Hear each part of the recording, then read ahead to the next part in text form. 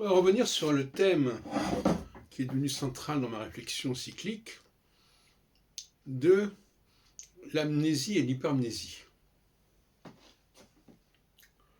Car je crois que c'est un outil essentiel pour la consultation astrologique.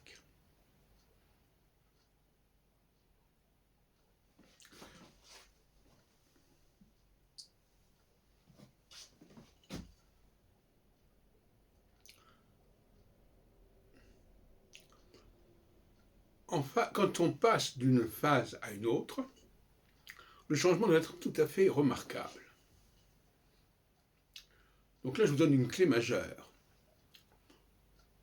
On peut passer d'une phase d'amnésie où l'on oublie, on veut oublier, on veut effacer tout ce qu'on avait fait avant. On met de côté, on met entre parenthèses, en quelque sorte, des choses qu'on avait réalisées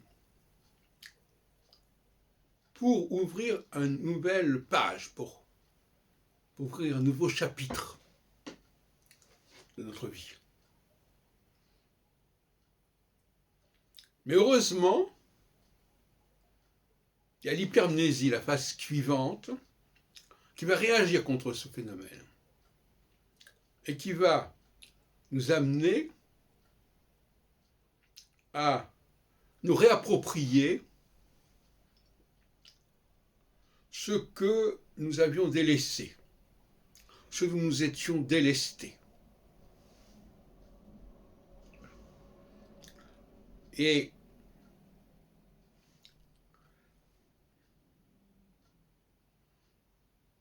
il y a chez les leaders cette double aptitude, poussée à l'extrême d'ailleurs, d'une aptitude complètement à se renouveler et à faire abstraction de tout ce qu'on a fait avant, dans tous les domaines, dans tous les registres, et d'une aptitude inverse à se remémorer et se réapproprier tout ce qu'on avait fait. Et ces deux attitudes complètement opposées sont en elles-mêmes tout à fait remarquables et caractéristiques. Chacune de ces périodes dure environ 3 ans, puisqu'on découpe le cycle de Jupiter en 4 fois 3. 3 ans d'amnésie, 3 ans d'hypermnésie, 3 ans d'amnésie, et ainsi de suite.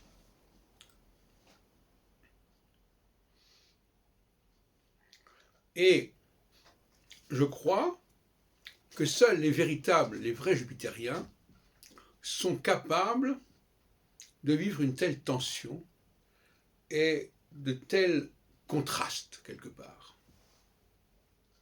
Alors évidemment, on peut profiter de la phase d'amnésie d'un jupitérien pour s'emparer de ses travaux, de ses biens, en quelque sorte. Puisque quelque part, il s'en est détaché. Mais, dès que revient la phase d'hypermnésie, le jupitérien sera le premier à revendiquer ses biens. Je veux dire par là qu'en astrologie et en cyclologie, rien n'est terminé. Rien n'est conclu une fois pour toutes. Et c'est vrai, certains astrologues n'ont pas compris cela. Ils n'ont pas compris qu'un événement ne peut pas être isolé.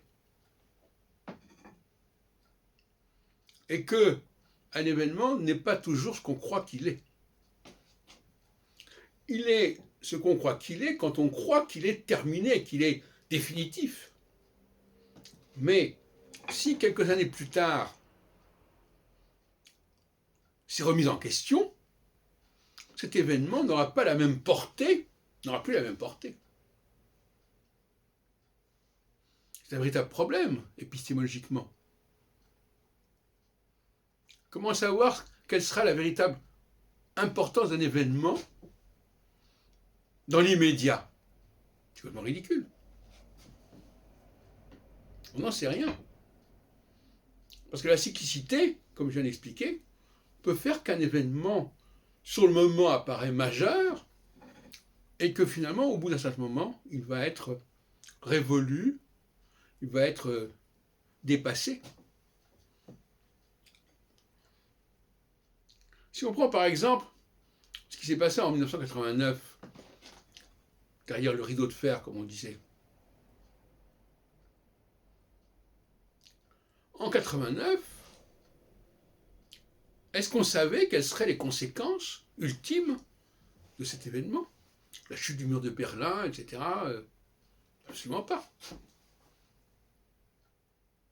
Absolument pas. Car